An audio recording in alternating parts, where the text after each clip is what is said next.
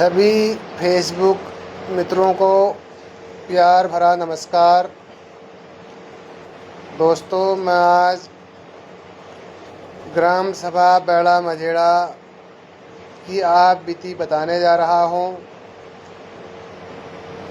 ये आप बीती 2008 से 2025 के बीच की है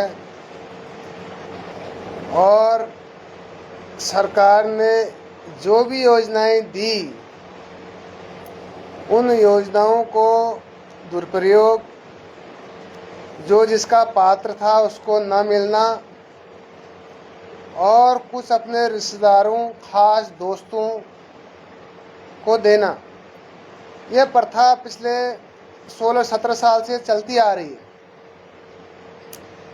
यहाँ पर हम बता दें कि सिर्फ भ्रष्टाचार, पेयजल, मनरेगा, प्रधानमंत्री आवास, जॉब कार्ड, उत्तराखंड जल संस्थान की जो योजना थी, वो जितने भी योजनाएं थी बड़ी बड़ी, इसमें तो भ्रष्टाचार हुआ ही है।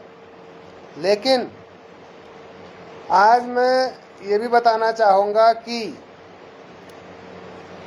पूर्व ग्राम प्रधान श्री शेखर चंद जोशी वर्तमान क्षेत्र पंचायत की मेहरबानी से कुछ लोगों को बहुत सा फायदा हुआ है।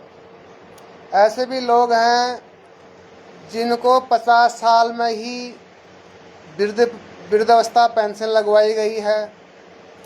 ऐसे भी लोग हैं जिनको जो पात्र नहीं था उसने योजनाएं दी गई हैं।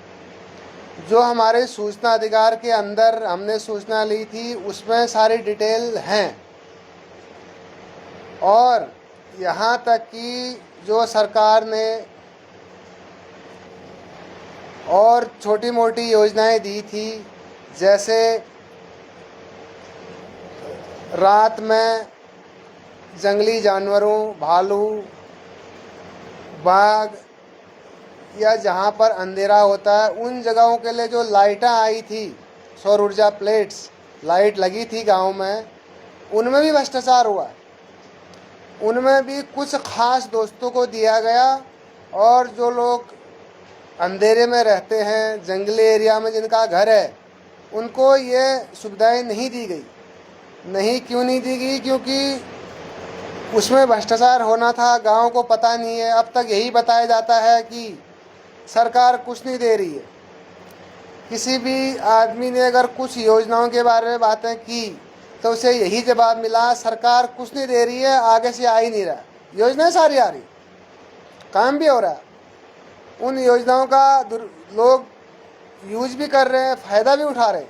लेकिन जो इसका पात्र था, सरकार ने जिन लोगों को ये योजनाएं देने की बात कही थी और जिनको पात्र बनाया था, उनको हमेशा ही कुछ नहीं मिल पाया, न आगे मिलने की उम्मीद है। आज मैं ये क्लियर कर दूं कि 2008 से 2025 तक संपूर्ण ग्राम सभा बेड़ा मझेड़ा में संपूर्ण जितनी भी योजनाएं आई थी उसका सूचना अधिकार 2 मई को दोबारा लगाया जाएगा और इसकी जांच सूचना अधिकार उप निदेशालय देहरादून भेजी जाएगी, ताकि यहाँ के अधिकारी इस भ्रष्टाचार को जांच करने में असमर्थ रहे हैं, आगे भी रहेंगे। इसकी न्यायपूर्ण जांच ऐसी हो कि दूध का दूध, पानी का पानी हो जाए। जो लोग अब तक ये बताने की कोशिश कर रहे हैं बड़े ईमानदार हैं, बड़े छवि वाले हैं, उन्होंने कुछ नहीं किया, कोर्ट में प्रूफ कर देना, यहाँ प्रूफ कर देना, ये सब प्रूफ है, फुल प्रूफ। कहना चाहिए कि प्रूफ नहीं, फुल प्रूफ है। इस फुल प्रूफ को पूर्ण भट्ट पहले भी कर चुका है, आगे भी करेगा। और इससे बड़े बड़े जो घटनाएं हुई हैं, मनरेगा के तहत जो लोगों के जंगलों की दीवारें बनाई गई, डैम्प बनाए गए, उस डैम्प के पत्थर कहाँ लगाए गए हैं वो भी पता है। पुराना पंचायत घर बनवाया गया और उसकी चोरी किसने करवाई, पत्थर किसने चुरवाए वो भी पता है। पुराने रास्ते जो बने हैं उन्हीं में से नई योजनाएं बनाई गई वो भी पता है। बाकी रही संपत्ति की बात, संपत्ति कोई आदमी किसी की नहीं बता सकता, क्योंकि जब तक जीएसटी डिपार्टमेंट किसी आदमी की संपत्ति का ब्यौरा income tax department, GST department जांच करने के बाद कोर्ट में भेजेंगे, तब पता लगेगा उसकी संपत्ति कितनी थी, क्या थी, कहाँ से आई। उसके सारे बैंकों का जो डिटेल लिया जाएगा, उसके रिश्तेदारों के अकाउंट नंबरों की डिटेल लिया जाएगा। उसके बाद पता लगेगा कि 1 करोड़ का भ्रष्टाचार हुआ है, 1 रुपये का भ्रष्टाचार हुआ है, 1 लाख का भ्रष्टाचार हुआ है। हाँ, भ्रष्टाचार हुआ है, ये हम दावे के साथ पहले भी बोल रहे थे, अब भी बोल रहे हैं, आगे भी बोल रहेंगे, क्योंकि इस भ्रष्टाचार में जो मेन अधिकारी हैं उनकी का कहना है कि अगर ये भ्रष्टाचार हम दोबारा जांच करते हैं तो पुराने अधिकारियों का हवाला देते कि पुराने अधिकारी थे वो छोड़ के चले गए। अरे इसी उत्तराखंड में तो होंगे हो, या छोड़ के विदेश चले गए। और मैं ये कह दूं कि जितने 2 फील्डें बनी है क्रिकेट के, एक चौड़ी में बना, आज उसमें मकान बन रहा है, उसके पैसे खाए गए। एक बेड़ा ऊपर में बना, ये भुवन चंद भट्ट की ज़मीन दिखाई गई, पैसा खा लिया गया। 2 फील्ड बने, यहाँ तक कि बच्चों का भविष्य को भी अंधेरे में रखकर अपनी जेब भरी गई।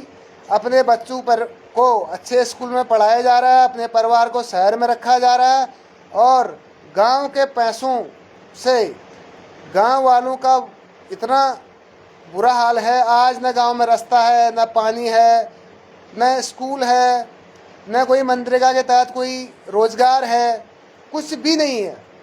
लेकिन उन्हीं लोगों के पैसे से, जो सरकारी पैसा आया था, अपने बच्चों को अच्छी जगह पढ़ाया जा रहा है, अपने परिवार को अच्छी जगह रखा जा रहा है।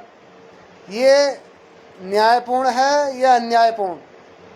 इसको हर नागरिक का कर्तव्य है कि वो जहाँ पर गलत हो रहा है उस पर आवाज़ उठाए और गलत को रोके। इसी से ही हमारा विकसित भारत 2047 तक विकसित हो पाएगा। नहीं तो ऐसे भ्रष्टाचारियों से विकसित तो कहना बहुत दूर की बात है, ये भारत कंकाल हो जाएगा और कर्ज में डूब जाएगा, और यहाँ भुखमरी, गृह युद्ध जैसे हालात बन जाएंगे। धन्यवाद, नमस्कार।